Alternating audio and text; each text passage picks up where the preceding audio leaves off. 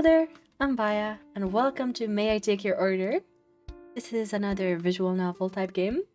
Seemed weird, and I wanted to play it. Alright, I've been filling out a few applications today, and this is the last one. I've been applying to work at restaurants all over. It might not seem glamorous, but I want to see how different places are run. If I want to open my own restaurant someday, it's crucial to see what does and doesn't work. A friend told me I should save my top pick for last, and I should really kick him for that. My hand's about to fall off. It's a pretty ritzy establishment, but comfortable. Fancy, but not overpriced. Important clientele, but still kind and inclusive. If you can't make connections here, you're dead. Financially speaking. And the food? Remarkable. I've never heard of anyone ever having a bad meal there. I gotta know how they accomplish so much. So I try not to be too nervous and fill this out like it's any other application. My first name is Vaya. There we go, Vaya.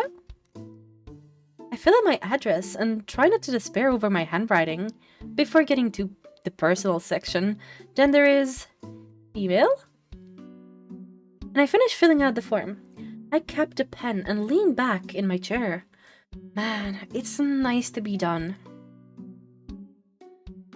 Well, except for the heading outside and turning them all in, one at a time. Better get to it. 2 weeks later, and I'm waist deep in my first Saturday shift at the restaurant. Busy doesn't even begin to describe it. After 7 hours of the weekend rush, I'm ready to go home. I stop off at a table 6 and go through the motions. Thank you for dining with us, sir. My name is Vaya, and I'll be your server this evening.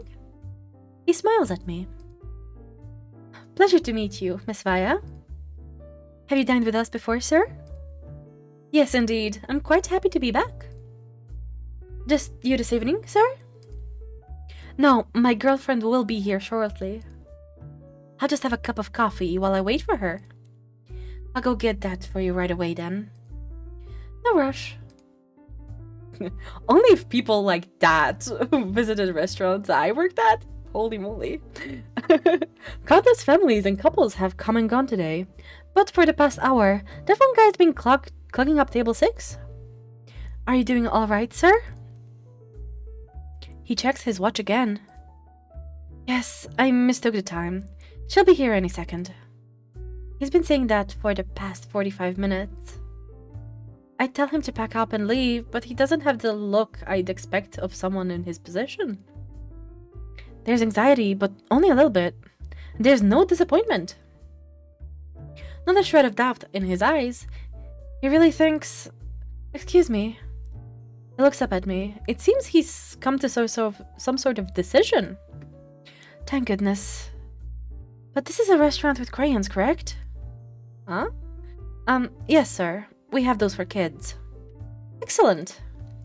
A sting of ferocity enters his eyes. One that doesn't quite pair naturally with crayons. One, please, and red, if you've got it.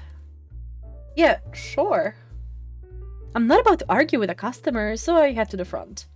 It's not exactly usual, but the guy has been sitting here for half an hour with no phone. I'm caught between pity and irritation and hope. For the upteenth time. He has enough empathy to tip well on the single cup of coffee he's been nursing.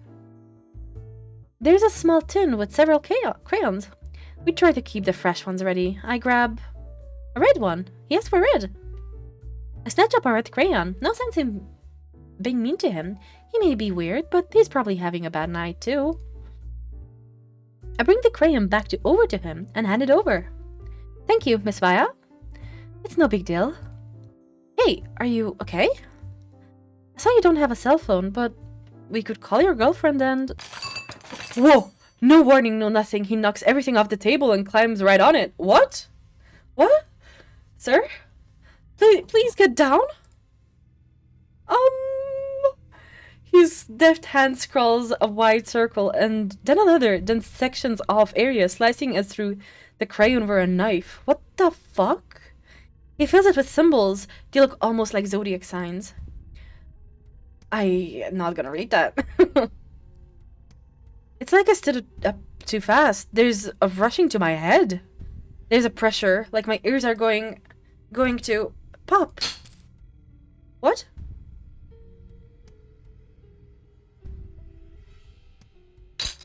Oh, shoot! What? Ah! The tablecloth rips and there's a spray of sweet-smelling fluid. I leap away from the table as something bursts out.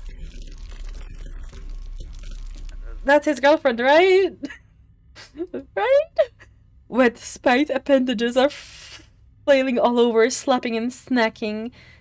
Snacking? Their way over the windows and doors. They're fleshy but soft. Too soft. And they mush and disfigure as they slam against everything in sight. One smacks the hat off another diner, who continues to eat her meal, unfazed. Nobody is screaming.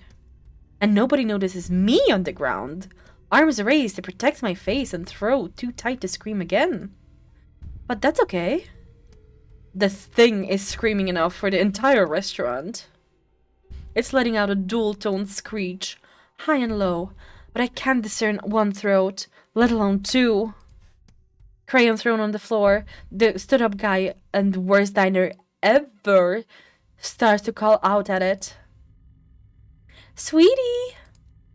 For goodness sake, put your body on. We're in a nice restaurant. It screeches and roars back at him.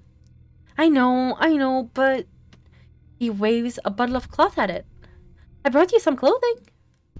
And it's super comfy. It slurps off a bundle of fabric and the creature bubbles and draws back on itself, twisting until...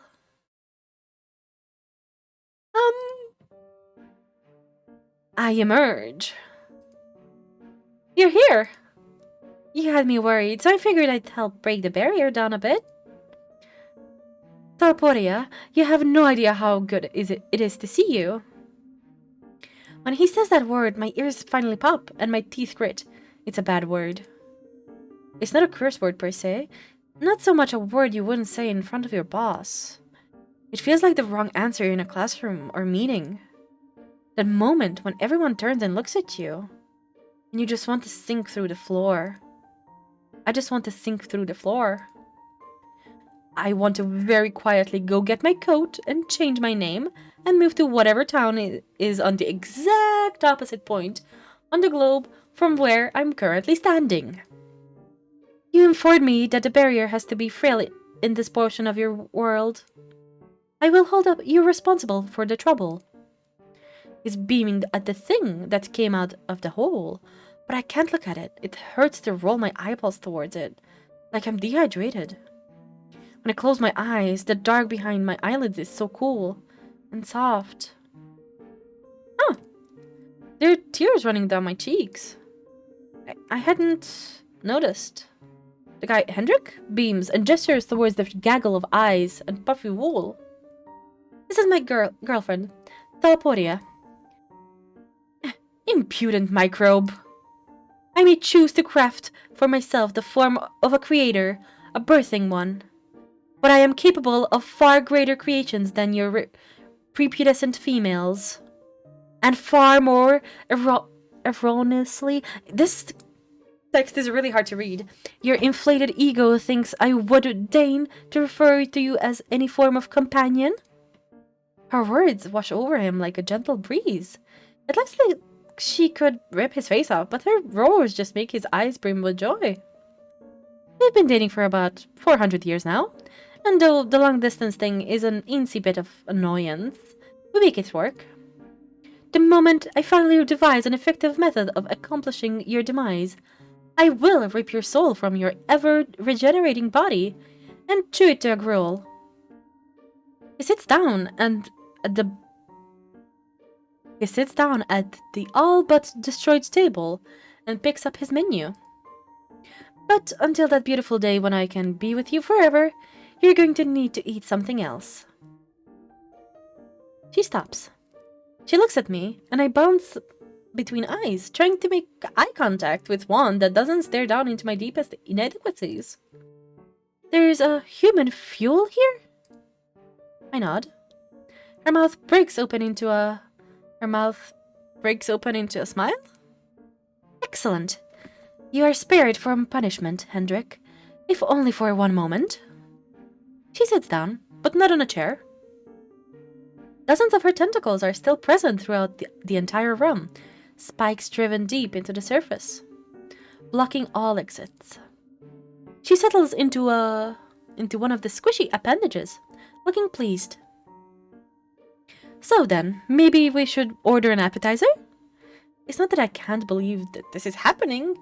I have an open mind. But as far as sudden supernatural shifts to my life, I was really hoping for a wizard school. Or just a plain old haunting. Some ghosts are pretty cool, right? At least with some zombie or something, I'd know the rules here. What are the rules with this thing? Do I throw rice on the ground to stall her? Will she attack me if I touch her with iron? I'd listen to my god, but I can't make out anything but general foreboding. Demon? He summoned demons, so that fits. But I don't know. Something doesn't quite seem right about that. Maybe she's a... excuse me? Oh! I can barely think, but I can at least fall back on one set of rules. I struggle to stutter on the note reply. But... would you like to start off with a soup or salad tonight? The man grins and gives an eager nod.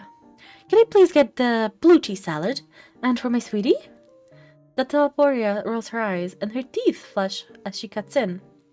Hendrik, I've been on enough of these sham dates to know what ordering for your companion is rude.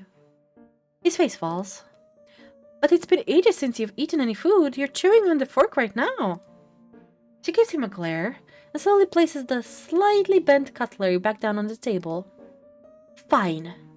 But before he can say another word, she makes her move. I don't want your advice, though. I want the young human to choose for me. Oh no. He sighs, annoyed, but he checks himself before looking at me. I think he knows that she's putting me on the spot. I can appreciate that he's trying to look out for me. I mean, I'd appreciate it more if he could have not summoned some kind of eldritch thing outside during an already busy Saturday shift. Or at all. I ease my throat open enough to squeak, but... Tomato bisque? Caesar salad? Tomato bisque is great. Caesar salad? Not so much. Not my thing. Lamb chili just sounds too tough for, tomato bisque is perfect. This doesn't seem to mean much of anything to her. But we make a pretty killer tomato soup here, and it's popular with kids. I have no idea what flavors would taste good to her mouth. So it's best to stick with something with broad appeal. My eyes flit back over to Hendrik, and there's mild disappointment on his face.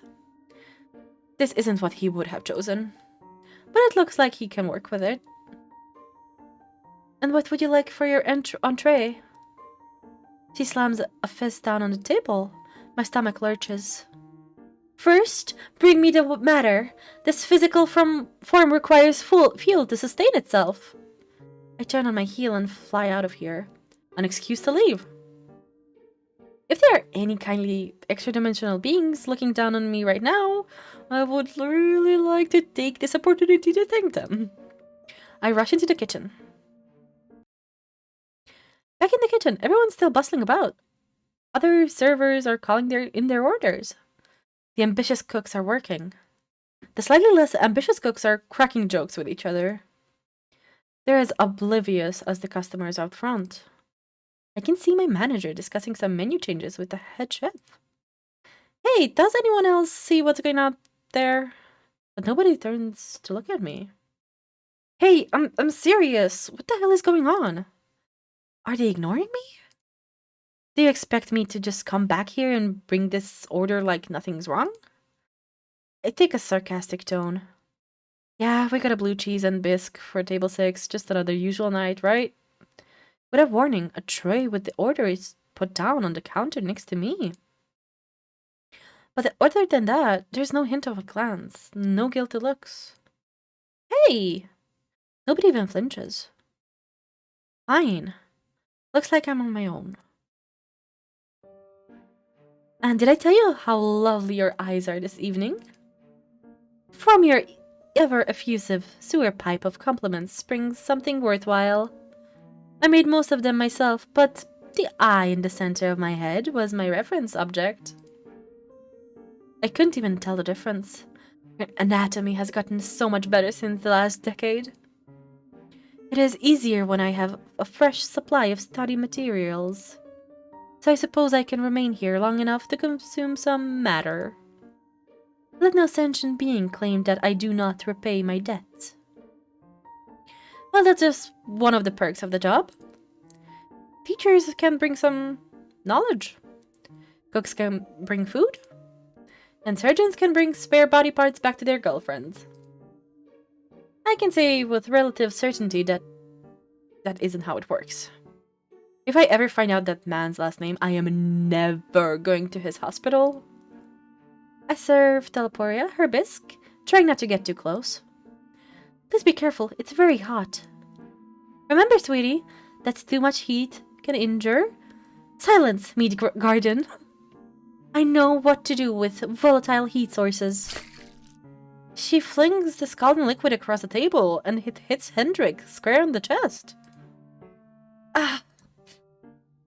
He rushes out to the bathroom, face red from pain. We don't serve our soups at a heat that could do permanent damage, but that still has to hurt. She closes most her eyes and inhales, deep breath, satisfied. When she speaks again, her rough voice has a tranquil tone. Clean it up, human. This is an establishment with standards, is it not? Well, it was, I mutter. The elegant charm might be a bit altered by the sudden presence of giant tentacles. She snuggles down into her seat. This is a gift for your owners. This is a sliver of my true form. Well, it's lovely. Sorry that you didn't like the bisque. Apology unnecessary, human. I enjoyed that immensely. She wraps the scarf around herself. Now that I think about it, the clothing Hendrik brought for her is all very heavy. A maxi skirt, a thick sweater, a blanket scarf. The way you're clutching that scarf, are you cold? You may not have my scarf. It retains my heat. I will continue to generate and retain heat. And it will belong to me, not you. I take a step back. No, that's all your heat, fair and square. She growls. Happily? Yes, all mine. Hendrik will be procuring more matter this evening, which will continue to power this form.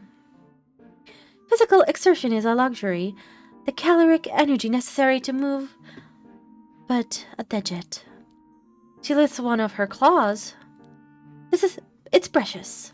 I have gone for thousands of years, lying in wait for foolish summoners to hear open rifts and led to good heat from your world. Talporia leans down the table. The edges of the scarf trail into her bisque. Or at least what's left of it. Is it selfish to be happy that she's disarmed now? I look at the still present tentacles and recalculate that statement. She at least cannot harm me with soup. And that's something. So, human, how do you enjoy generating your own heat? I like it. Physical activity is fun. I too enjoy hunting. Actual consumption of matter at times comes second to the thrill of pursuing a terrified creature. Well, I was more thinking about exercise, but to keep it in shape. She stops. Do you waste your fuel on extra heat? No, it isn't a waste, it's fun. She hisses through her jagged teeth. The human enjoys this, does she? Yes, it's nice to be able to move, is it not? She taps her knife against the glass. Well, I suppose. Phew. And Hendrik returns. Getting along well? As well as might be expected. Still, thank you for keeping her company. We'll eat our appetizers and... She shakes her head. I'm finished with mine. He laughs. Of course, how could I forget? So then, would you like to move on to the main course now? The next part of the meal? Ah, yes, with the larger portions. Hendrik points to her menu. So, what were you thinking about? I always like steak, but I admit I was kinda thinking about splurging on the... Hey, human Vaya! I snapped to attention. Yes, ma'am! Choose. Do it promptly and wisely, or else I will need to consume something else for the main course. She's staring me right in the eyes, and her gaze lingers on my mouth. She stares at my teeth and licks her lips. Ooh! Could she eat my teeth? Well, I think you would enjoy... I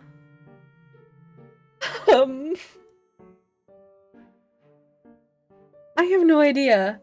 I mean, steak is delicious. Squidding pasta is delicious. But she might enjoy live lobster? I don't know. Shoot. Steak. She certainly recognizes that word. And I, wouldn't normally recommend doing this, but there's a bone or a piece of cow skeleton in the steak. Maybe you might also be able to eat that? Apparently, yes. I'll have the lobster, please. He looks a little embarrassed. It is a night for celebrating, you know. Hey, I don't mind. Rack up that bill. He chuckles, and I head off to the kitchen. Oh, I'm so happy she liked that. I was so scared. The cooks prepare the dishes as usual and hand them off to me. Just like the last time, never making eye contact or reacting to anything I say. Both of these meals require special cutlery. I've got a lobster fork and a cracker for Hendrik, and a steak knife for Teleporia. The serrated edges gleam in the murky light. Is it really a good idea to hand a weapon like this over to her? She's not gonna hurt you, dude. I'm on my own here, and nobody will help me if she attacks me. Or maybe, since nobody else will help me, I have to deal with the situation myself. She hasn't made a move to harm me yet. But she did do a number of that on the dining room. It may only be a matter of time. As I look over to the table 6, it's time to make a choice. What should I do with the knife? Yeah, just give it to her like she's a customer. Fighting seems like a pretty bad call. And there's no sense in making things really awkward, right? The night's been going surprisingly well. And yeah, I'm going to count Not Dead Yet as surprisingly well.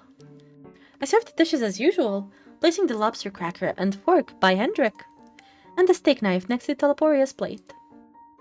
She glances at it, but not for more than a second. The only thing she's intent on attacking is her dinner.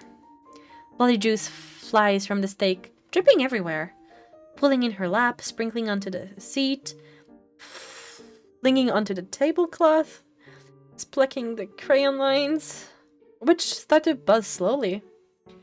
Should I call this to their attention? Yes. They look up at me. I point to the table, where the wood is already beginning to shimmer and warp. Oh, sweetie, you're opening the rift back up.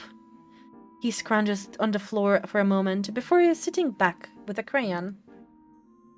We watch as he crosses out a line here, smudges a line there, until the table looks, if not normal, then at least clean? I know this is a good time to retreat back to the kitchen, but I can't help but ask. So, did you just close the circle back up? It looked like their lines were already smudged before this. How precise do you need to be? He chuckles and picks up one of the lobster claws. This wasn't a circle for summoning or making a connection between realms. He places the claw inside the lobster cracker. This circle just eroded the barrier in an already weak location. Usually, this place's owner keeps the doorway nice and clear. Oh well, mistakes happen, right? Just let her know that... Have a look at it, okay? Absolutely. She and I are going to have a long talk. It was no trouble. He starts to squeeze the cracker. If you know how anything works, it's easy to destroy it. The shell snaps open, and he starts to dig the meat out. Delpori appears at his hands, watching closely as he dismantles the creature. Would you like some? Pah. And waste my time preparing on my own meal? My beefsteak is delicious, peon. Suit yourself, but you're missing out. Oh? On what? Steak is filled with calories for fuel and proteins, which are the building blocks of DNA. Name one thing that makes your meal a superior dish. I start to take a step back. They're eating. I can leave them in peace. Time to get back out there before... Human Vaya! Great. Yes, ma'am? Remain here and bear witness to my would-be mate's crushing defeat. Yes, ma'am. There are few things I want less than to stay in the same area as these two, especially if they're going to fight. Sweetie, you know I would never want to argue with you. I respect your opinions at all times. Even when they're wrong. Oh, she's angry about that. Oh no. I am a deity. You cannot comprehend the depths of my knowledge. If I should make a statement, then it is surely so. Oh yes, she's so deeply infallible that her first time out in public in the 1800s, she ran screaming from an accordion player, having literally never seen, in untold millennia of existence, anything like it. I guess she was lucky that they weren't bagpipes, huh? Ah. She lunges across the table, steak knife flying. Before he could even move, she stabs 3 times, knife driving down the hilt with each thrust. Hendrik coughs, blood dribbling from his chest. He didn't move a finger to defend himself. One of those stabs must have gotten in an organ. And it's not like he can't feel it. His face is skewed up from the intensity of the attack. I suppose that was uncalled for, wasn't it, sweetie? I'm sorry. I missed what you said, because it sounded like you were spinning lies to the human. Never, darling. At a complete loss, I pull an extra napkin from my apron and hand it over to Hendrik. So, human, have I won the argument? I'm gonna say yes. Pretty definitely. Ah, now knifeless, she picks up her steak and rips a chunk off with her teeth. Let that be a lesson to all. I won't be forgetting that anytime soon. So before I go, is everything to your liking? Is the food, powering your true form enough? Really, Vaya, when I'm in my true form, I do not consume human fuel. This human template, what did you call it? Hendrik's caught mid-bite, and he covers his mouth to respond. Human sona. Oh my god. A human sona. It consumes calories, inhales oxygen, excretes feces, all the same as you yourself, I assume. I never expected to have a restaurant patron ask if I breathe and poop, but here we are. But my true form requires something much more deeply sustaining. She stares me down. She looks at my teeth again. She looks at me in the eye. She holds that eye contact and waits. I try not to squirm, but my moxie is inadequate for the situation. She waits, and then laughs. I can breathe again. Delicious. A light dusting of fear, nothing too overwhelming. If that doesn't strike her as much fear, please let me never ever learn what does. So, what do you eat? Do you eat fear then? It falls under my purview. Suffering. Sweetie's true form eats concepts. As she builds her human sonas to have quite the taste for them too. Any form of important emotion can sustain her, but she's picky. I am not. Suffering is the only thing worth eating. Eating anything else would be beneath me. It's okay. Whatever you eat. I love you just the way you are.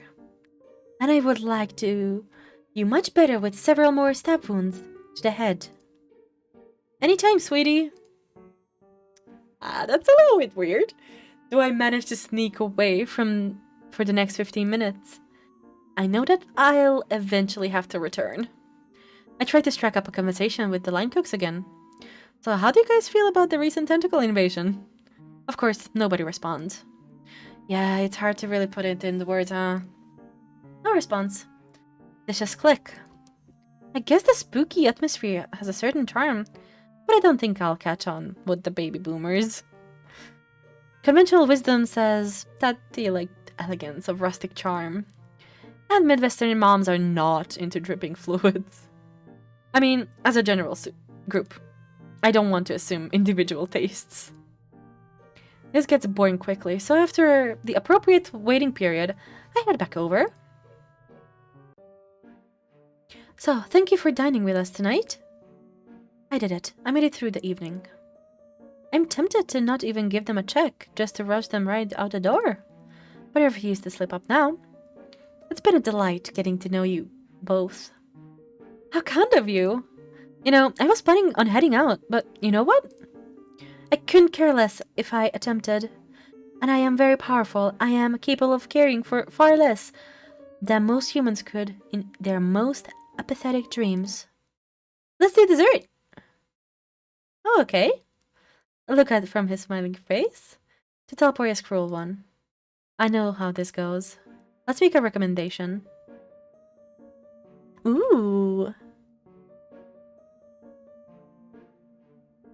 What? Oh, flambe. She likes heat, right? Flambe. Is my professionalism slipping? Must be. What are we impregnating? Sweetie, it's a figure of speech. I don't have that function this time around. Sweetie, I think she's just tired. We've had a lovely time and I think... Oh, no. I think I've got the two of you figured out by this point. And I think I want this to be a truly satisfying night for our esteemed void goddess. Then she's going to enjoy this dessert. Or at least how we cook it. What is this blathering about? But I can tell I've got her hooked. We cook it tableside. With a huge flame. And there it is. I'm not so sure about this. Looks like he's picked up on the pattern too. Oh, I insist. I don't even need to write this one down. One flaming dessert for table 6. It'll be a shame to waste something so tasty. But it's the best way to make what she really wants to eat. Hendrik, you're always begging me to share dessert with you. I scramble about the kitchen, grabbing everything I need. Am I clear to do this? Hell no.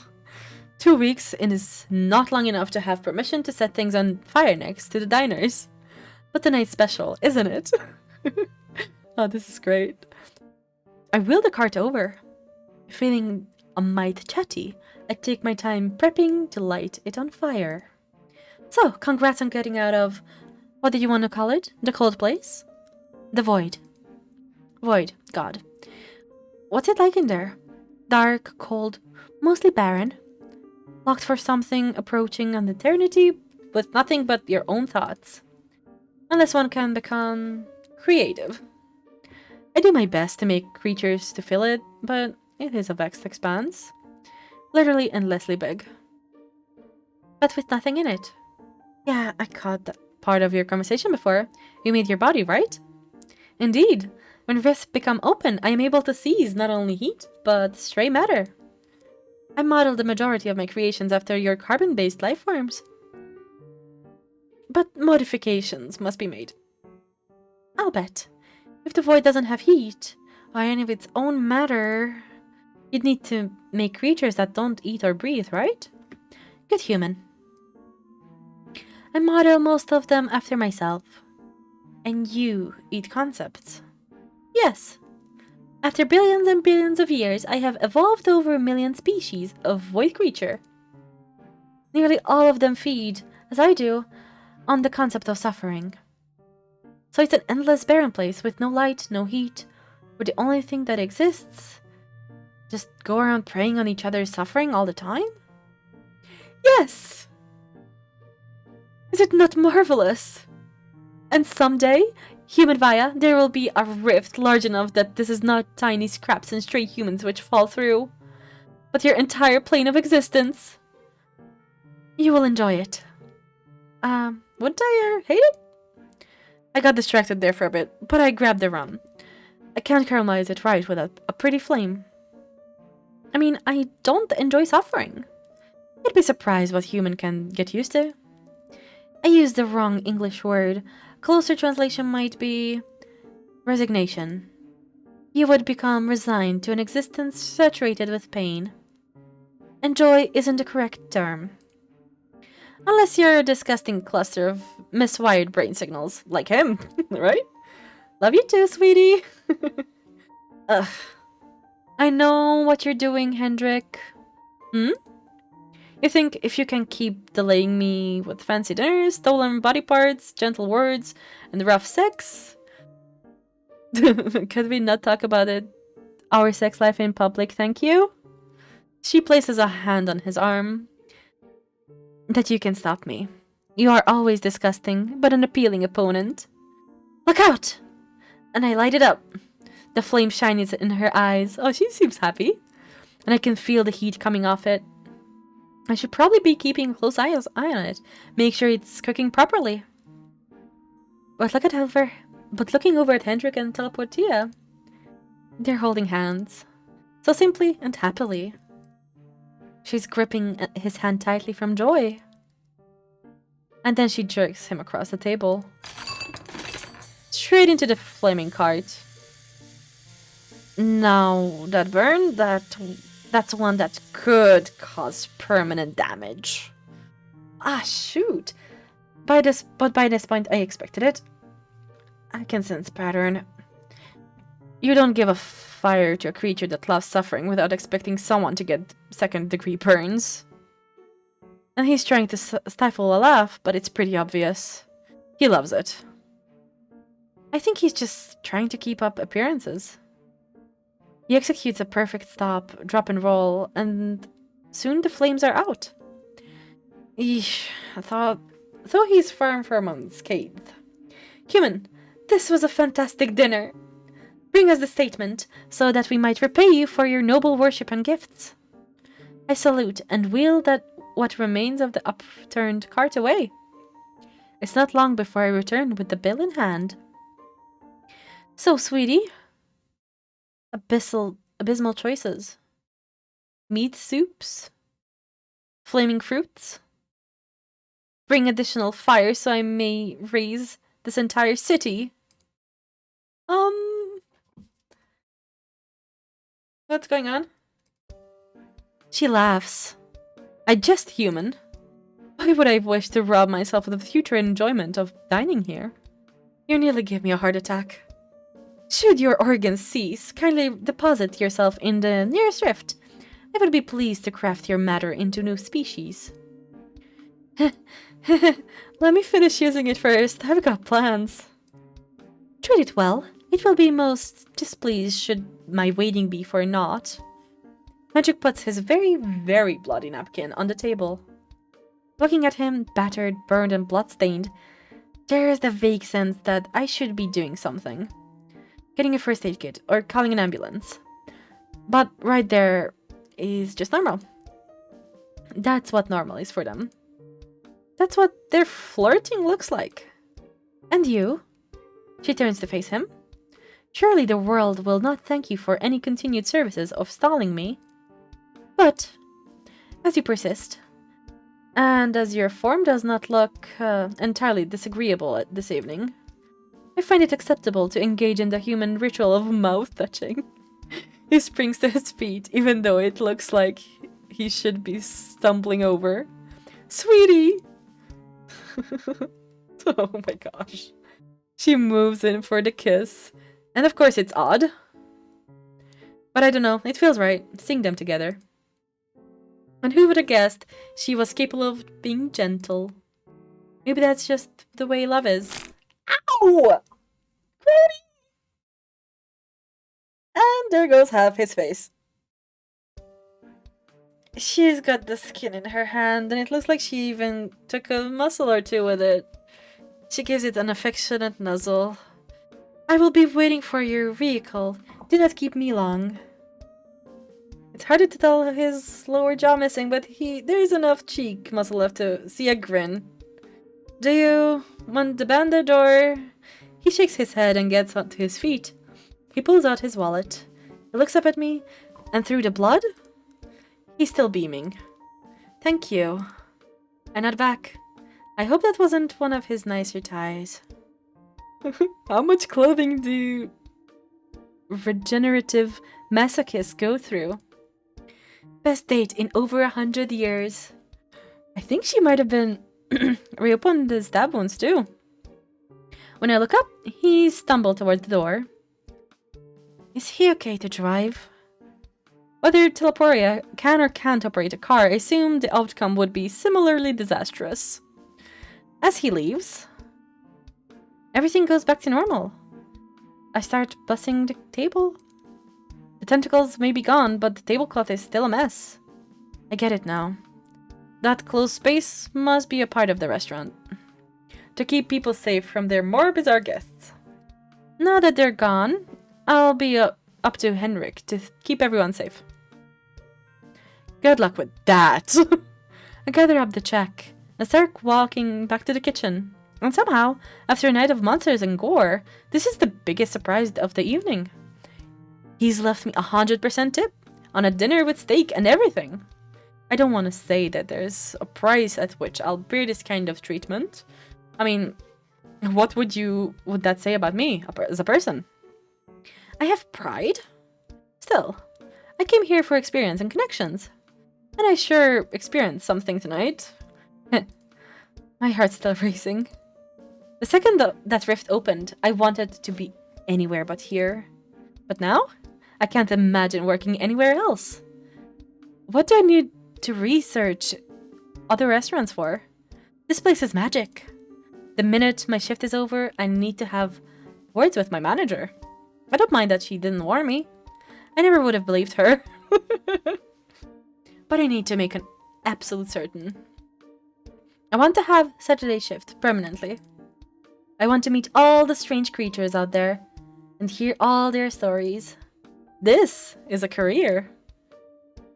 Ending 1. Kissing on the 293rd date. Gosh, this was great! This was so weird and wacky and interesting. Oh, I'm gonna have to check if this is a series or not, because if there's a more of this, I'm gonna make sure to play all of them. I hope you enjoyed it too. This is a really fun story, and yeah, it'll be linked down below in case you want to get other endings or play it for yourself. See you around. Goodbye.